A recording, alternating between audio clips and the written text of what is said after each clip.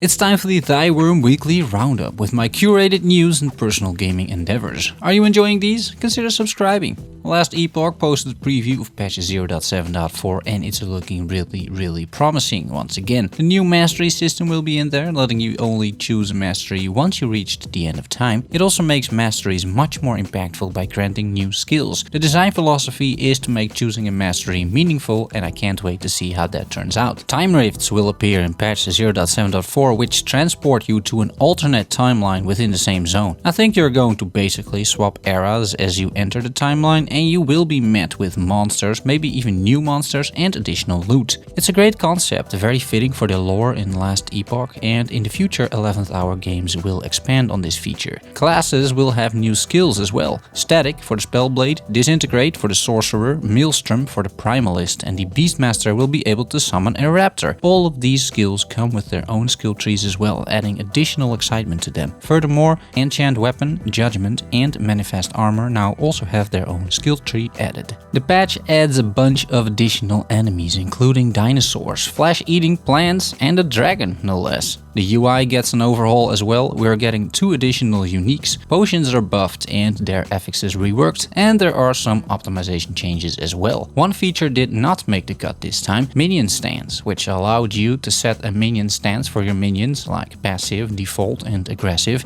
That's going to be extremely useful for a necromancer or beastmaster. Other upcoming changes include storage changes with search functionality and an update to the engine. Patch 0.7.4 is set to release mid-November. I will definitely check out the new patch, and I think I'm going to try and create a melee character this time, possibly a Void Knight, and stream some more last Epoch when the patch hits. I might make a build guide too if that character is any good. Killsquad released another update, the Plague update, which basically adds a modifier to contracts. You can make a pact with the Omen of the Plague that grants you and your team a curse that is inflicted upon you while doing the contract, and once you have done the contract with the curse, you will reap additional rewards. Apart from this new gameplay mechanic, the game has some new items in the black market store, some new portraits, new particle effects and improved UI notifications. Apart from an article about this specific update, the Killsquad dev team also released their second gathering video, which is a big community update where the devs tell you what the game has delivered and what is in the works for the future. Links to both articles in the description down below. Noita update 6 went live. I can't stop talking about this game. I can't stop playing it either, and I'll be honest and let you know that in 13 hours of gameplay I still haven't been able to complete the game. Dying is however a part of it. It's a lot of fun and it's honestly hilarious. This cute indie game is quickly growing in popularity. It's got a very solid player base and all the attention is well deserved. I play this game a few times per week just trying to actually complete it, but I can't, I just keep dying. It's an amazing game, and update 6 provides players with the option to reroll perks in the Holy Mountain. There are 4 new perks, 7 new spells, 2 new secret areas and 2 new enemies. The modding community of Noita is also ramping up, creating additional spells, skins, wands, UI updates and in some instances entire new worlds, like the mod Noita Plus World Expansion mod. Since Kingdom Come Deliverance introduced their modding tools and put them up on the Nexus, it's been downloaded over 2,000 times. It seems however the modding community is still figuring out what to do, with Warhorse releasing instruction videos on YouTube. Nothing exciting in terms of modding has been released yet, but I'll keep an eye on it and will let you know when that happens. ExileCon is almost upon us. After a pretty successful BlizzCon, it's now time for Grinding Gear Games to disclose their future plans for Path of Exile. I'll be really curious about the next league, which I may dive into.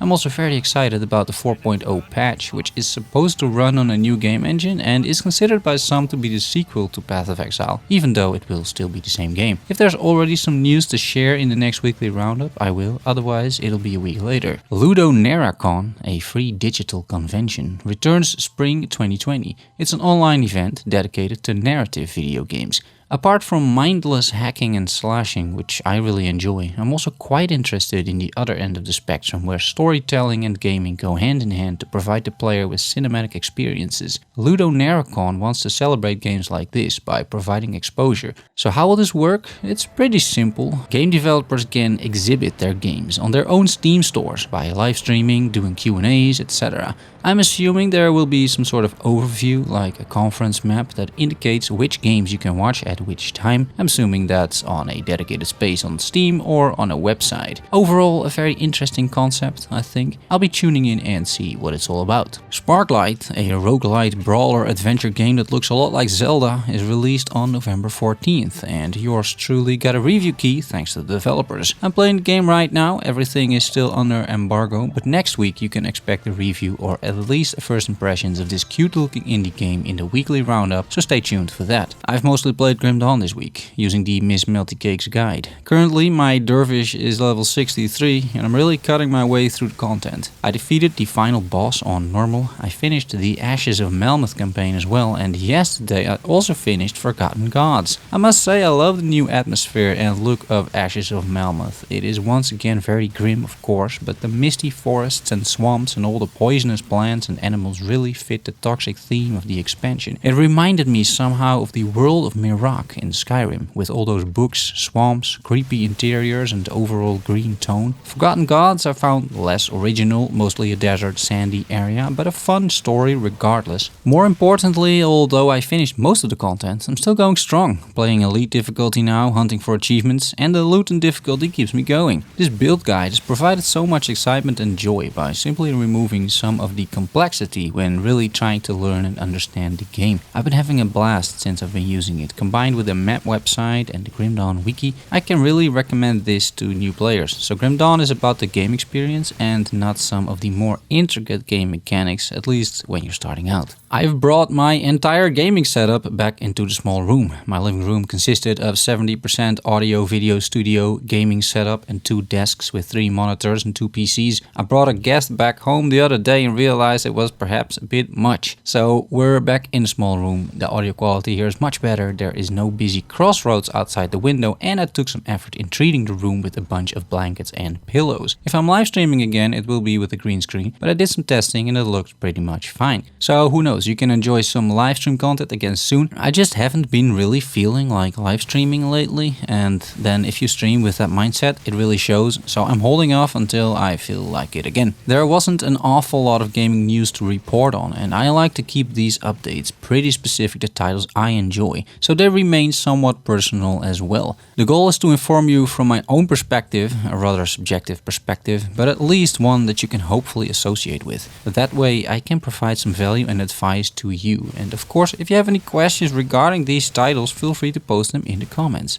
I'll be happy to help you out. And that's all I have for you this week. Thanks so much for watching. I'll see you all next week. Love you all. Bye bye.